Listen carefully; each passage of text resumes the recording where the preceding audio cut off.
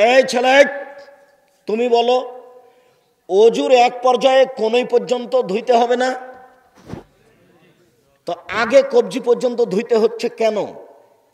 তাহলে বুঝতে হবে তোমাকে কবজি পর্যন্ত ধুয়ে এটা আগে রেডি করতে হবে। জীবাণু থাকতে পারে, হাতে জীবাণু থাকতে পারে, এই হাতে পানি নিয়ে মুখে দিতে হবে। অতএব হাতকে আগে রেডি হতে হবে, মুখে দেওয়ার মতো যোগ্যতা অর্জন করতে হবে। বুঝাতে পারিনি কথা? মুখে যে পানি দিব তা হাতকে আগে রেডি করতে হবে না? যার কারণে হাত কবজি পর্যন্ত আগে ধুইতে হবে। আবার তিনবার পানি দেওয়া নয়, মনে রাখবেন, তিনবার পানি দেওয়া নয়। একবার কবজি পর্যন্ত ধুইতে গিয়ে 10 বার পানি লাগতে পারে। যখন একবার হলো ধোয়া তখন হলো একবার ধোয়া, আবার পানি দিয়ে সম্পূর্ণ ধোয়ার নাম দ্বিতীয়বার ধোয়া, আবার সম্পূর্ণ পানি দিয়ে ধোয়ার নাম তৃতীয়বার ধোয়া। এ হলো উত্তম অজু, এ হলো এসবাগুল অজু। এই হলো অজু, যে অজুর বিনিময়ে লোকটা হয়ে যাবে সেই দিনের মতো যেদিন তার মা তাকে জন্ম দিয়েছে। সম্মানিত দিনী ভাই বোন,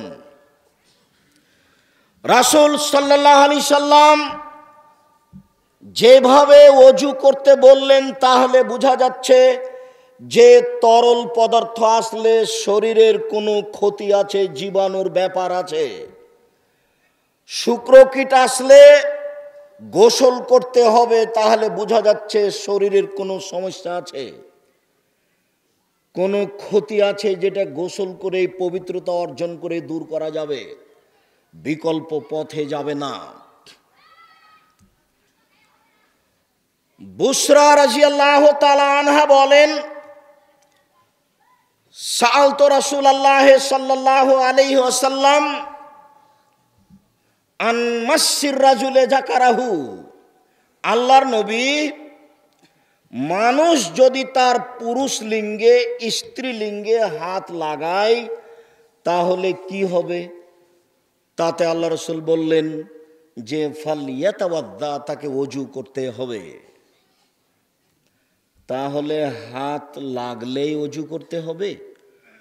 তাহলে হাত লাগলেই ওযু ভেঙে যায়? ঘটনা কি তাই?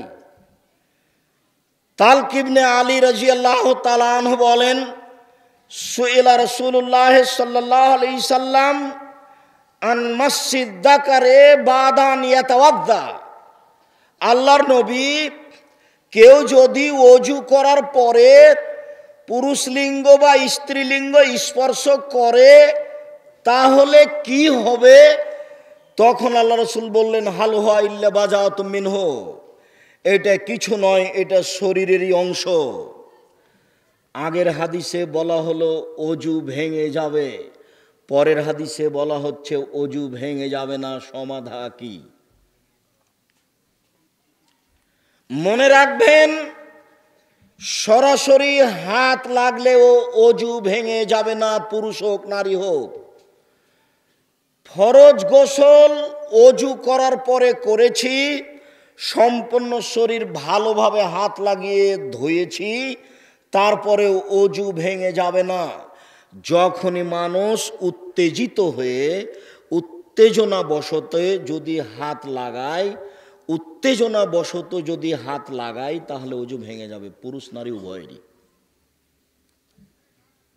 তাহলে উত্তেজনাবশত হাত লাগালে কিছু ঘটবে শরীরের, যেটা জীবাণুর ব্যাপার আছে, তার কারণে অজু করতে হবে। আপনি সাধারণ ভাববেন না কোনো কথাকে। আজ থেকে নিয়ে 1450 বছর পূর্বে মুহাম্মদ সাল্লাল্লাহু আলাইহি সাল্লাম এই কথা বলে গেছেন।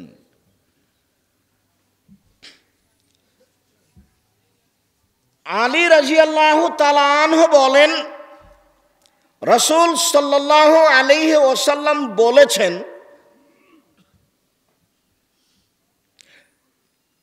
বেকাউস সাহে আল আইনানে, নিতম্বের পিছন রাস্তার বাঁধন হচ্ছে দুই চক্ষু। এদা নামা আহাদুকুম ফালিয়াতাওয়াদ্দা, যখন কোনো মানুষ ঘুমিয়ে যাবে তখন সে উঠলে যেন অজু করে। তো ঘুমালে আমার কি হলো যে ঘুম থেকে উঠলে অজু করতে হবে? ঘুমালে আমার অজু ভেঙে গেল কেন? এইটা আরেকটা হাদিসে বলি। আবু হুরায়রা রাদিয়াল্লাহু তাআলা আনহু বলেন, রাসূল সাল্লাল্লাহু আলাইহি ওয়াসাল্লাম এজাস্তাইকাজা আহাদুকুম ফালা ইয়াগমিস ইয়াদাহু ফিল ইনাই হাত্তা ইয়াগসিলাহা সালাসা মাররা। কোনো মানুষ যখন ঘুম থেকে উঠবে তখন সে যেন তার হাতটা পানিতে না ডুবায়, যতক্ষণ পর্যন্ত সুন্দর করে হাতটা না ধুয়েছে। ফাইনাহু লা ইয়াদরি আইনা বাতাত ইয়াদুহু, সে জানে না ঘুমের ঘরে হাতটা কোথায় গেছিল, কোথায় যেতে পারে। হাতটা তো ছুটে পেশাব পায়খানায় চলে যায়নি, তবে তার নিজের পেশাব পায়খানা রাস্তায় যেতে পারে। তাহলে একটা ময়লার ব্যাপার আছে, তাহলে একটা জীবাণুর ব্যাপার আছে। তাহলে হাতকে আগে 3 বার ধুয়ে রেডি করতে হবে, তারপরে পানিতে ঢোকাতে হবে। আমি আপনাকে দেখাচ্ছিলাম রাসূলের পবিত্রতা। মাস্ক দিয়ে এই পবিত্রতা অর্জন করা যাবে না, হাতে বেলুন পরে এই পবিত্রতা অর্জন করা যাবে না, এটা অসম্ভব হতে পারে না। আপনাকে আমি আজকে টিকা হিসেবে বলছি, লকডাউন শুরু হওয়া থেকে 6 মাস যাবৎ একটানা পবিত্রতা নিয়ে আলোচনা চলেছে। আপনি দেখতে পারেন আব্দুর রাজ্জাক বিন ইউসুফ বাইতুল হাম জামে মসজিদ বা খুতবা আব্দুর রাজ্জাক বিন ইউসুফ, ধারাবাহিকভাবে 6 মাস যাবৎ এ আলোচনা আছে এবং খুব কঠোরভাবে এসব নীতিকে নাকচ করা আছে প্রথম থেকেই। 3 ফুট দূরে দাঁড়াতে হবে, এ কথা আমি মানিনি। দেহে শ্বাস থাকাকালীন কোনোদিন মানব না ইনশাআল্লাহ। শুনুন, মাস্ক পরে সালাত আদায় করতে হবে, এই নীতি দেহে শ্বাস থাকাকালীন কোনোদিন মানব না। মাস্ক সব সময় পরেন।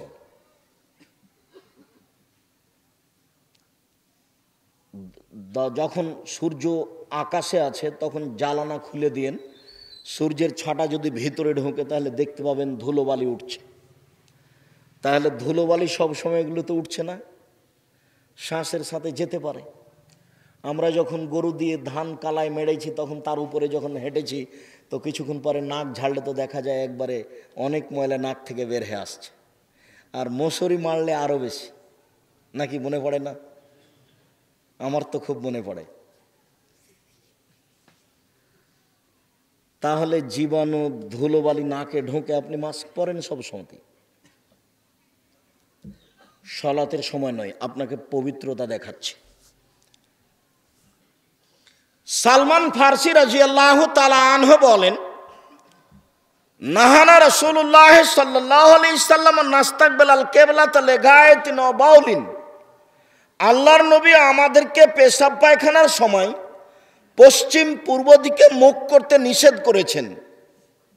ওয়া নাস্তানজা বিল ইয়ামিনে, ডান হাতে ইস্তেঞ্জা করতে, পানি খরচ করতে নিষেধ করেছেন। ওয়া নাস্তানজিয়া মিন আকাল্লে সালাসাতা আহজার, 3 ঢেলের কমে টিস্যু পেপার ঢেল ব্যবহার করতে নিষেধ করেছেন। ওয়া নাস্তানজিয়া বেরাজিন ও আদমিন, গোবর দিয়ে হাড় দিয়ে ইস্তেঞ্জা টয়লেট পেপার হিসাবে, ঢেল হিসাবে ব্যবহার করতে নিষেধ করেছেন।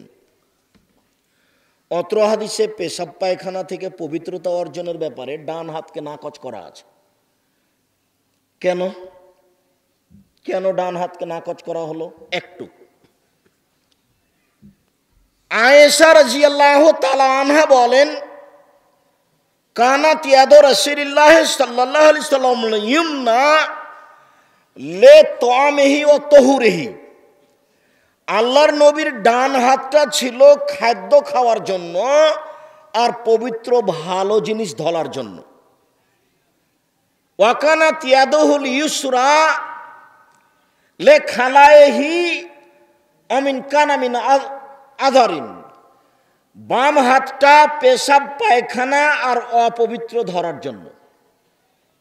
ভুলেও কোনোদিন বাম হাতে চা ধরবেন না, চায়ের কাপ ধরবেন না। এমনি তো শয়তানে খাই, তারপর বাম হাতটা কিসের জন্য? পেশাব পায়খানার জন্য আর অপবিত্র জিনিস ধরার জন্য, আর ডান হাতটা খাওয়ার জন্য। ডান হাতটা পবিত্র বেশি, খাওয়ার জন্য এটা ব্যবহার করতে হবে এটা নয়। তার মানে এটাতে জীবাণু বেশি আছে আর এটাতে কম আছে রাসূল সাল্লাল্লাহু আলাইহি সাল্লামের পবিত্রতা। আবু হুরায়রা রাদিয়াল্লাহু তাআলা আনহু বলেন, রাসূল সাল্লাল্লাহু আলাইহি ওয়াসাল্লাম বলেছেন, এজা জালাসা আহাদুকুম বাইনা শুআবিহাল আরবায়ে ফাকাদ জাহাদাহা ফাকাদ ওয়াজাবাল গোসল ওয়ালাম ইউনজিল। মানুষ যদি তার স্ত্রীর সাথে মিলিত হয় আর মিলনের ব্যাপারে চেষ্টা করে, তাহলে তাকে গোসল করতে হবে, শুক্রকীট বের না হলেও। এটা কি, কেন গোসল করতে হবে? পারিবারিক বিষয়টি ঘটলে শরীরের ভিতরে যে চেষ্টা প্রচেষ্টাতে ঘাম বের হয়েছে, এতে যে জীবাণু আছে তাকে ঠেকাতে হবে গোসল করে। বুঝাতে পারিনি মনে হয়। তাকে গোসলের মাধ্যমে এটা ঠেকাতে হবে। তাই রাসূল সাল্লাল্লাহু আলাইহি সাল্লাম এভাবে বলছেন। হাতটা তিনি পানিতে ডুবাতে নিষেধ করছেন, তার মানে ওই পানি অপবিত্র হয়ে যাবে। আবু হুরায়রা রাদিয়াল্লাহু তাআলা আনহু বলেন, রাসূল সাল্লাল্লাহু আলাইহি সাল্লাম বলেছেন, লা ইয়াবুলান্না আহাদুকুম ফিল মাই দাইম সুম্মা ইয়াগতাসিলু ফিহি। মানুষ যেন বদ্ধ পানিতে পেশাব পায়খানা না করে, আবার তাতে গোসল করে, তাতে ওযু করে। তার মানে বদ্ধ পানিতে পেশাব করলে পানি অপবিত্র হবে, ওতে যে জীবাণু হবে সেই জীবাণুর কারণে আপনি আর পবিত্র হতে পারবেন না। রাসূল সাল্লাল্লাহু আলাইহি সাল্লামের পবিত্রতা আপনাকে আমি সংক্ষিপ্তভাবে দেখাচ্ছিলাম, তার কিভাবে পবিত্রতার বিবরণ।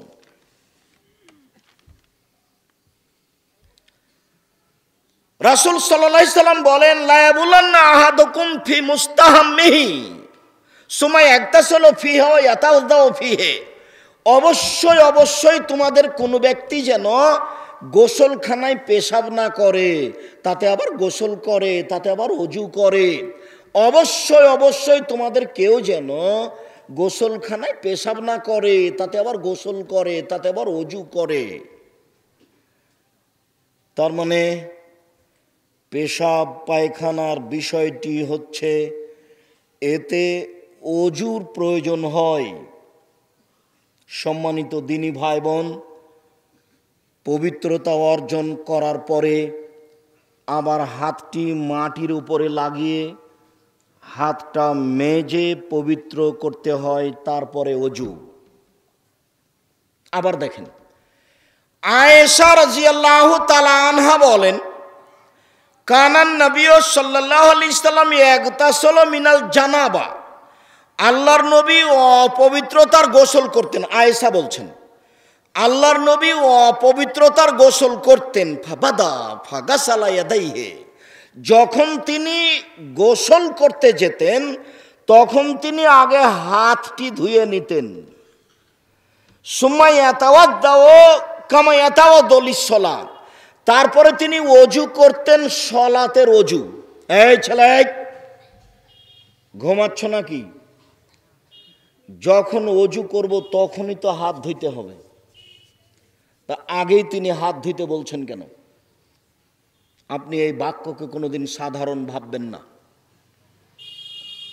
তার মানে পারিবারিক সূত্র বাস্তবায়ন করতে গিয়ে পুরুষ নারী স্বামী স্ত্রীর যা ঘটেছে, তাতে হাতকে আগে ধুয়ে রেডি করতে হবে, তারপরে ওযু।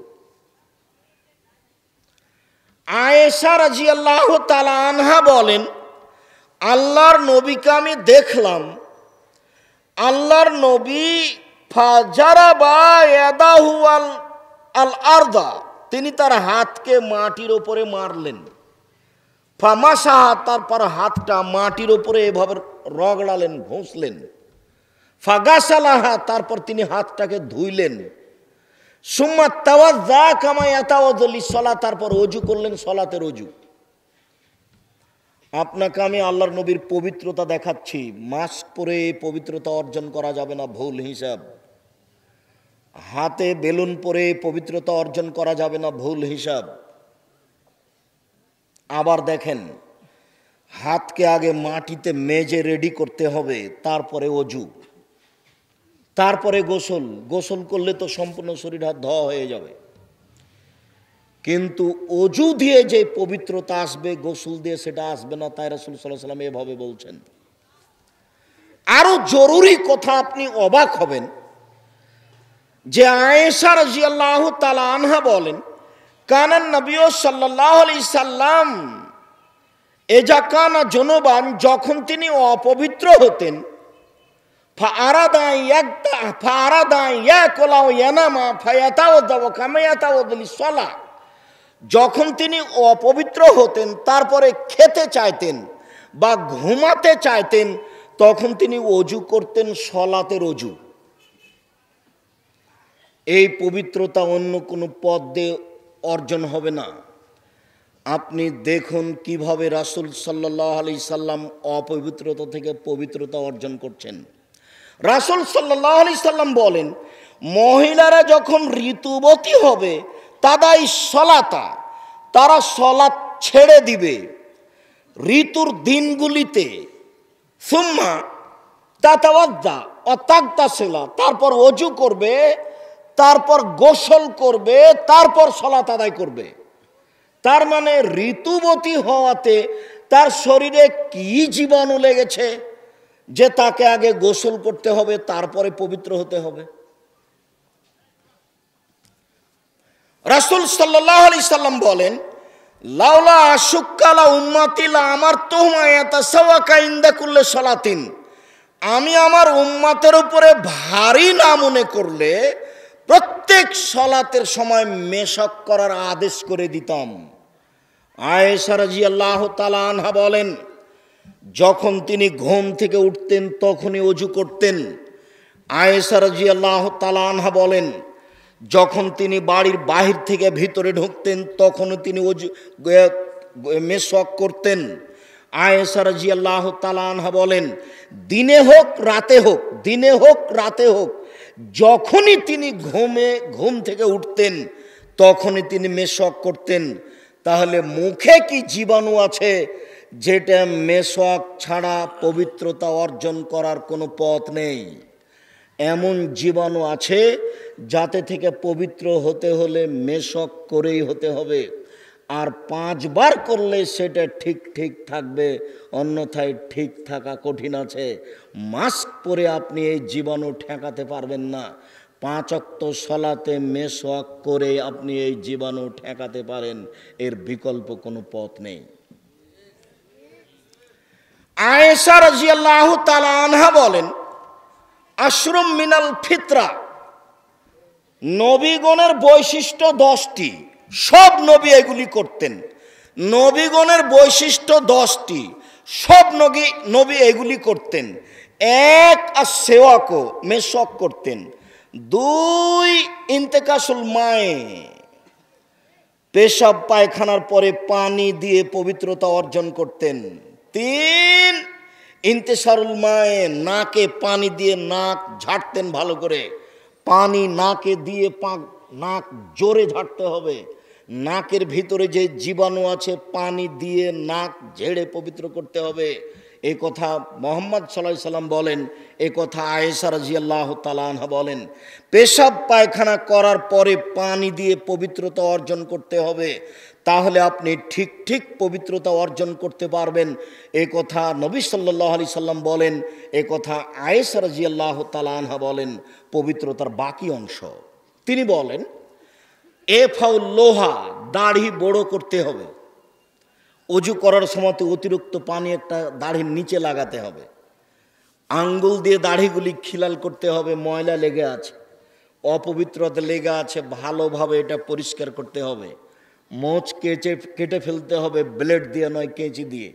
মোচ কিছু থাকতে হবে পুরুষের পরিচয়, আর ব্লেড দিয়ে চেঁচে ফেলা নারীর পরিচয়। খবরদার, দাড়ি কখনো চেঁচে ফেলবেন না। দাড়ি চেঁচে ফেলা মানে নারী হতে চাওয়া। যারা দাড়ি চেঁচে ফেলে তাদের উপরে অভিশাপ হবে। দাড়ি চেঁচে ফেললে চোখের পাওয়ার কমে যায়, দাড়ি চেঁচে ফেললে পুরুষত্বা শক্তি কমে যায়। মহিলা বুঝে না, সেই জন্য আপনাকে দাড়ি চাঁচতে বলে। দাড়ির অনেক সুবিধা, দাড়ি চাঁচলেই তো খোঁচ লাগে, খারাপ লাগে। ও ভালো বুঝে, কিন্তু ওর ইমানি দুর্বলতা, যার কারণে এটা বলছে। মোচ ব্লেড দিয়ে কাটতে হবে না কেঁচি দিয়ে কেটে ফেলতে হবে, মোচ কিছু থাকতে হবে, এটা পুরুষের পরিচয়। গাসলুল বারাজেম, অজু গোসলের সময় গিরাগুলি ভালো করে ধুয়ে ফেলতে হবে, জীবাণু থাকতে পারে। কাসুল আজফারে, নখ কেটে ফেলতে হবে, নবীগণের বৈশিষ্ট্য। প্রতি 7 দিন পর পর নখ কাটতে হবে। উপস্থিত বৈঠকের মুসলিম বোন, আপনার নখ বড় আছে, তাহাজ্জুদ পড়েন আপনি, বাড়িতে গিয়ে আগে নখ কাটবেন, তারপরে ঘুমাবেন। নখের ভিতরে জীবাণু আছে, একে পবিত্র করতে হলে ভালো করে নখ কাটতে হবে, এটাই জরুরি। আবার আমাদের এলাকার মহিলারা গোবর দিয়ে গঁঠা বানায়, নোন্দা বানায়, ময়লা আরও বেশি আছে। তার মানে 4 দিন পর পর নখ কাটতে হবে, 7 দিন পর পর নখ কাটতে হবে, না হলে ওই গোবর ময়লা রুটিতে যাবে। রাসূল সাল্লাল্লাহু আলাইহি সাল্লাম বলেন, নাক ফুলে বেতে বগলের লোম উঠিয়ে ফেলতে হবে, উঠিয়ে ফেলতে হবে যেন জীবাণুর কোনো বালাই না থাকে। ও হালাকুল আনাতে, নিচের লোম পরিষ্কার করতে হবে, ঊর্ধ্বে টাইম 40 দিন। পুরুষ নারী একই হুকুম।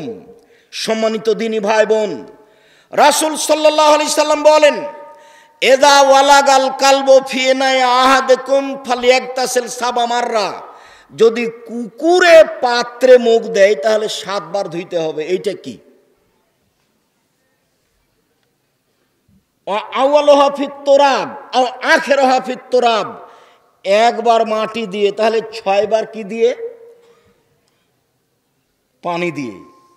তার মানে কুকুরের লোয়াবে থুথুতে যে জীবাণু আছে, সেই জীবাণু 7 বার না ধোয়া পর্যন্ত পবিত্র হবে না। আপনার এই প্লেট পবিত্র করতে হলে তাকে 7 বার ধুইতে হবে। রাসূল সাল্লাল্লাহু আলাইহি সাল্লামের পবিত্রতার কথা আপনাকে আমি বলছিলাম। রাসূল সাল্লাল্লাহু আলাইহি সাল্লামের পবিত্রতার বিবেচনা